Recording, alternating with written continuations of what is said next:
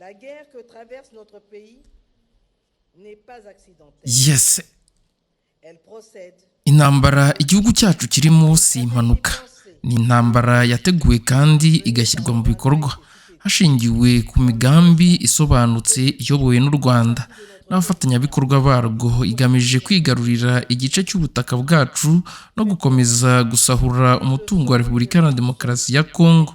Iyi ntambara igamije ubutaka n'ibirimo, ariko cyane cyane igamije ubuzima bw'abantu, ingo zabo, imibereho rusange n'ejo hazaza h'igihugu.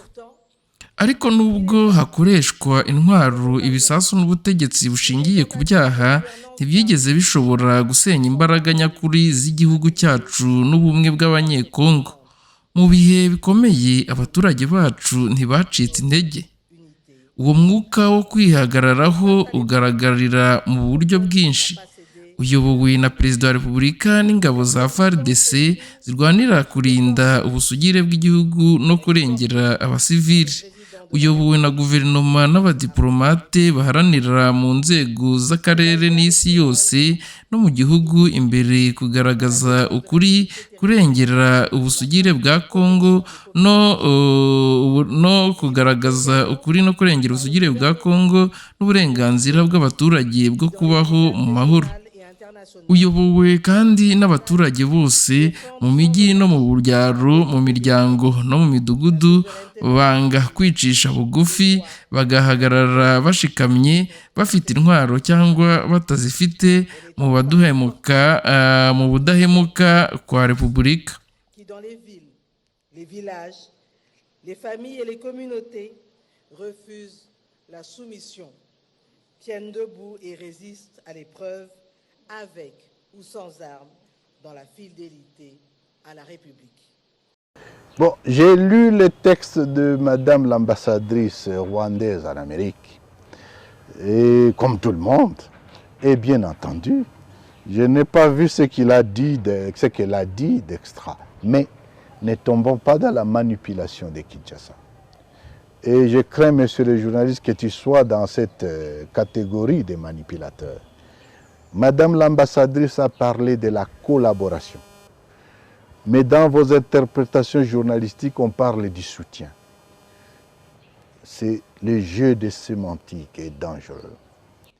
Kone Nanga yagize ati, ku byerekeye amagambo ya Madamu Ambasaderi w'u Rwanda muri Amerika, nta bidasanzwe yavuze, ariko ntidukwiye kugwa mu mutego cyangwa se muri manipulation. Hari itandukaniro rikomeye hagati yo gukorana no gushyigikirwa. Mu rurimi rw'igifaransa nta hantu na hamwe collaborer bivuze soutenir. Ese hari ubufatanye n'u Rwanda? Yego, ariko si u Rwanda gusa, hari n'ubufatanye na Uganda. Urugero, ubufatanye mu mutekano, cyane cyane ku kibazo cya FDLR. Hari FDLR nyinshi zafashwe n'ingabo zacu zigashyikirizwa u Rwanda. Iryo ni ubufatanye. Ab'impunzi b'abanyekongo bari i Kigali bari gutaha, iryo naryo ni ubufatanye. Imipaka ihuriweho, Grande Barriere na Petite Barriere Goma, umupaka wa Bukavu, Icyangugu, Bugarama, abakozi bacu b'imisoro n'abinjira b'abasohoka bakorana nabo hakurya no hakuno.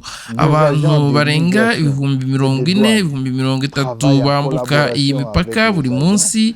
Ibyo ntibyashoboka hatabayeho ubufatanye. Niko bimeze no ku mipaka ihuza Kongo na Uganda, nko muri Bunagana na Ishasha. Kuvuga rero ko u Rwanda rwemeye ko rukorana natwe ni ukuri, ariko kuvuga ko kuba dukorana bivuze ko u Rwanda rudushyigikiye ni gusesa no kuyobya ukuri. Cyangwa umutwe uvugwa ni urwego rwigenga rugenzura agace kazwi, kandi nk'uko bisanzwe ku butegetsi ubwo ari bwo bwose bugenzura umupaka, rukorana n'ibihugu by'abaturanyi mu by'imipaka, ubwikorezi n'imigendekere rusange. Kugera i Goma unyura i Kigali cyangwa i Kampala, ibyo ntibivuze ko Kigali cyangwa Kampala badushyigikiye mu bya gisirikare cyangwa politiki. Nta nkunga rero, nta nkunga zituruka ku Rwanda cyangwa kuri Uganda twari twabona turi imbaraga zigenga, ariko gukorana ku nyungu z'abaturage ntibivuze gushyigikirwa. Nous n'avons pas le soutien de l'Ouganda. Nous sommes une force autonome, mais entre-temps nous collaborons avec ceux qui peuvent collaborer avec nous. Et ça, il en sera de même avec tous les autres pays. Est-ce que collaborer voudrait-il dire soutenir? Non. Est-ce que nous collaborons avec le Rwanda? Je confirme ici que nous collaborons et que nous ne collaborons pas seulement avec le Rwanda. Nous collaborons aussi avec l'Ouganda. Est-ce que collaborer voudrait-il dire soutenir? Gukorana bivuga gushyigikira? Oya. Ese dukorana n'Abanyarwanda? Yego, ndabyemeza hano ko dukorana. Ariko ntidukorana n'Abanyarwanda bonyine, dukorana kandi n'Abanya-Uganda. Tenez, je te donne quelques faits. Nous avons effectivement un intérêt commun avec le Rwanda sur la question sécuritaire touchant la présence des FDLR. Les FDLR, c'est une force dont la mission est d'aller déstabiliser le pouvoir à Kigali. Et ils sont au Congo. Et en étant au Congo, ils tuent nos populations. Ils créent de l'insécurité au Congo. C'est un intérêt commun. La neutralisation de cette force, de cette force négative, concerne aussi bien le Rwanda que nous. Savez-vous, depuis notre entrée à Goma, combien de FDLR on a déjà arrêtés et qu'on a dû les transférer? C'est une collaboration. Reka ntange ingingo zifatika. Dufite inyungu ihuriweho n'u Rwanda ku kibazo cy'umutekano kijyanye n'imitwe ya FDLR. FDLR ni umutwe ufite intego yo guhungabanya ubutegetsi bw'i Kigali, kandi uri ku butaka bwa Repubulika Iharanira Demokarasi ya Kongo. Uwo mutwe uri muri Kongo, wicira abaturage bacu, ugashyira igihugu mu mutekano muke. Bityo rero kuwuca intege no kurandura ni inyungu ihuriweho n'u Rwanda natwe. Muzi se kuva twinjiye i Goma abangana iki ba FDLR twafashe tukaboherereza u Rwanda n'ahandi? Ibyo ubwabyo ni ubufatanye. Combien de FDLR on a déjà arrêté et qu'on a dû les transférer? C'est une collaboration. Autre point. Ikindi duhuriyeho n'u Rwanda ku mipaka myinshi, ku mipaka ya Petite Barriere na Grande Barriere, i Goma, i Bukavu, ku mupaka ujya Shangungu, ujya Cyangugu, Bugarama n'ahandi. Ku rundi ruhande dufite n'imipaka ihuza Kongo na Uganda, nka Bunagana, Ishasha ndetse n'ahandi.